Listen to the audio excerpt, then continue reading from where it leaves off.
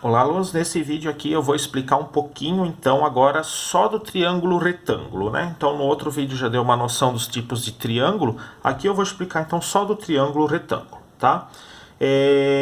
A primeira coisa que eu vou mostrar é a questão de relações métricas, tá?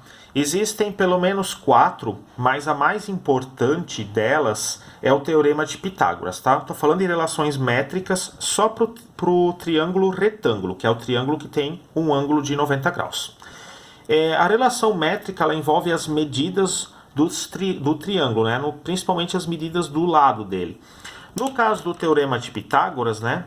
A gente tem aqui nesse triângulo específico, o A ele vai ser a nossa hipotenusa, ok? E o C e o B são nossos catetos, ok? Bom, o Teorema de Pitágoras, ele diz exclusivamente que o quadrado da hipotenusa é a soma dos quadrados dos catetos, tá? O quadrado da hipotenusa é a soma dos quadrados dos catetos. Para provar isso daqui, eu não vou fazer isso aqui nesse vídeo, mas vocês podem jogar ali na internet demonstrações do Teorema de Pitágoras. Existe um monte de demonstrações geométricas que ensina a recortar quadrados para mostrar que essa relação é válida, tá bom?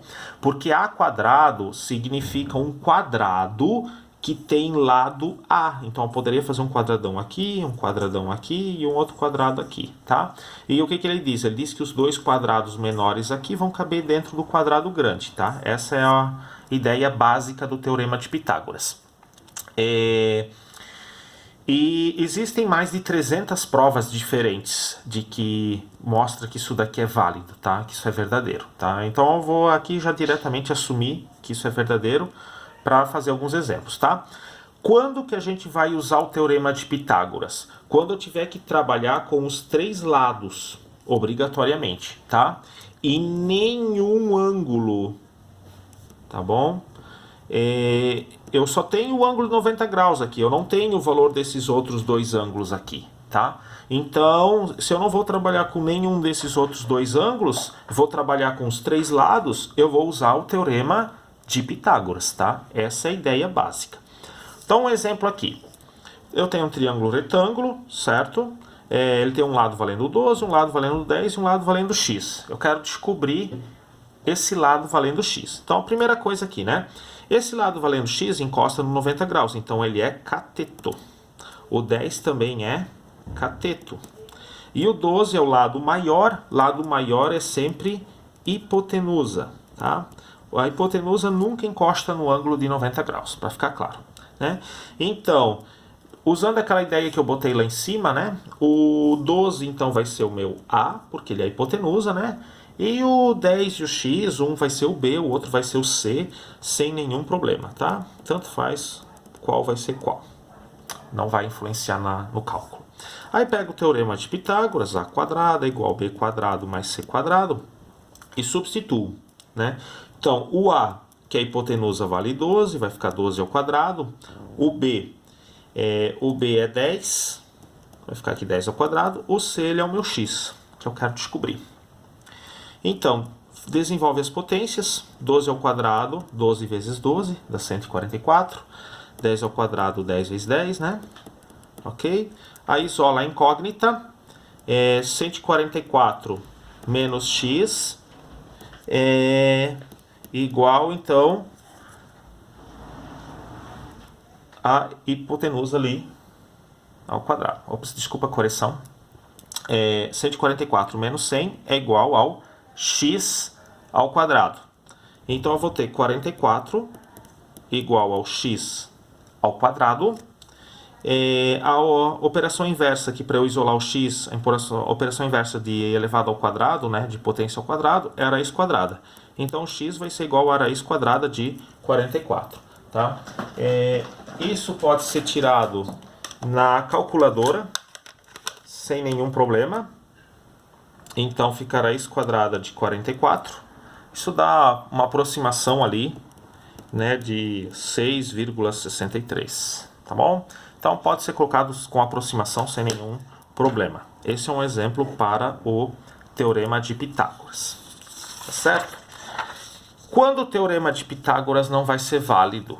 quando eu tenho que trabalhar com um ângulo e só dois lados. Se eu tiver que trabalhar com um ângulo e só dois lados, eu vou ter que usar as relações trigonométricas, né? Então, novamente eu botei aqui o triângulo, retângulo, então lado maior hipotenusa. Só que agora quando eu vou trabalhar com um outro ângulo, né? O cateto que encosta nele é o adjacente, o cateto que não encosta é o oposto, tá? A gente chama então de seno desse ângulo alfa o cateto oposto dividido pela hipotenusa. Chamamos de cosseno desse ângulo alfa o cateto adjacente pela hipotenusa. Chamamos de tangente do alfa o cateto oposto sobre o cateto adjacente, tá? E essas três são fórmulas fixas. E catetos e hipotenusas aqui são medidas mesmo, são medidas do triângulo aqui do ladinho deles, são lados do triângulo, tá? E alfa é um ângulo entre dois lados. Então vamos fazer aqui por um exemplo, tá? Primeiro, eu tenho então um ângulo de 30 graus, certo? Eu tenho um lado x para descobrir e um lado vale 4. Bom, o 4 ele encosta no 90 graus, certo? Então o 4 ele é um cateto. Mas o 4 não encosta no ângulo de 30 graus, então ele é o cateto oposto, tá? O x ele é o lado maior, ele é o lado que não encosta no 90 graus, então ele é a hipotenusa, tá certo? E o meu alfa ali é 30 graus. Então eu vou ter que trabalhar com cateto oposto e com hipotenusa. Trabalhar com cateto oposto e hipotenusa eu vou ter que usar o seno. Então seno de 30 graus é igual cateto oposto, que no caso é o 4, sobre a hipotenusa, que é o x.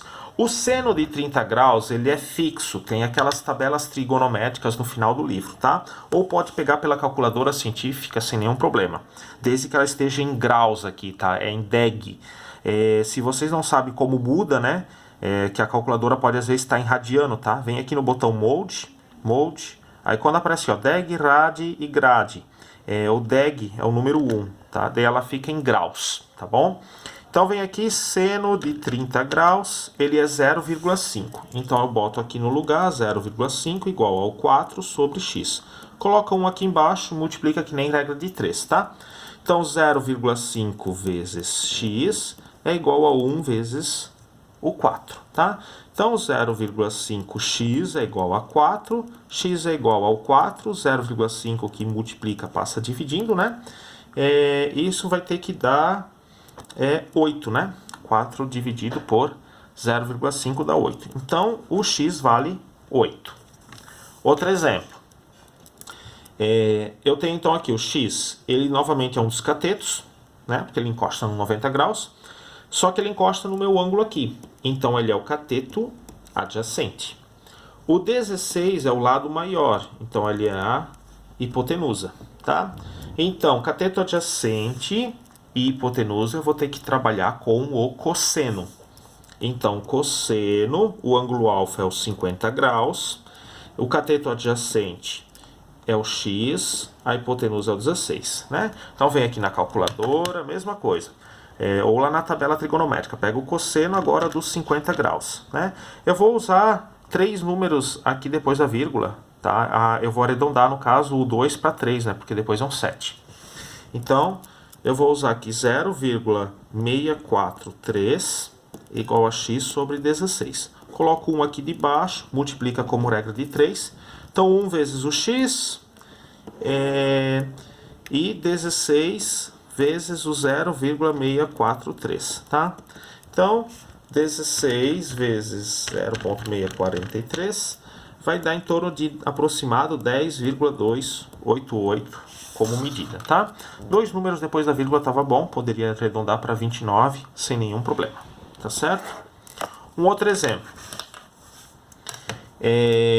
Eu tenho então aqui o 5 e o 4 são catetos, porque eles encostam os dois no ângulo 90 graus, né? Eu tenho que descobrir o x como ângulo agora, tá? Então eu vou descobrir em cima de uma relação trigonométrica quem é esse valor de x, né? Então o 4 é o cateto que não encosta no ângulo x, então ele é o oposto.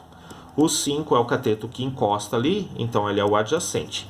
Vou ter que trabalhar só com os catetos. Só com os catetos é tangente, tá bom? Então, eu vou ter aqui tangente do x será, então, cateto oposto, 4, sobre cateto adjacente, 5. Então, a tangente do x será, faz na calculadora ali, rapidinho, 4 dividido por 5, dá 0,8. Daí aqui, então, o x, ele vai ser o arco cuja tangente vale 0,8. Então eu posso ir lá na tabela trigonométrica, no final do livro, e procurar quem é o ângulo que tem tangente valendo 0,8. É claro que vocês vão encontrar uma aproximação lá. Na calculadora, fazer o processo inverso é o tangente na menos 1, tá? Descobrir o ângulo. Se eu quisesse descobrir com seno ou cosseno o ângulo, né, caso eu tivesse que trabalhar com a hipotenusa, aí é o seno na menos 1 ou o cosseno na menos 1, tá? Tem um exemplo disso em outro vídeo. Então, eu vou vir aqui, Shift, tangente, daí aparece o tangente na menos 1. O valor da tangente era 0,8 e aperto igual. Então, é o ângulo aproximado 38,65, que seria algo mais próximo de 39 graus, tá bom? Então, o ângulo X ele vale ali uma aproximação de 39 graus, tá? Espero que dê para entender bem.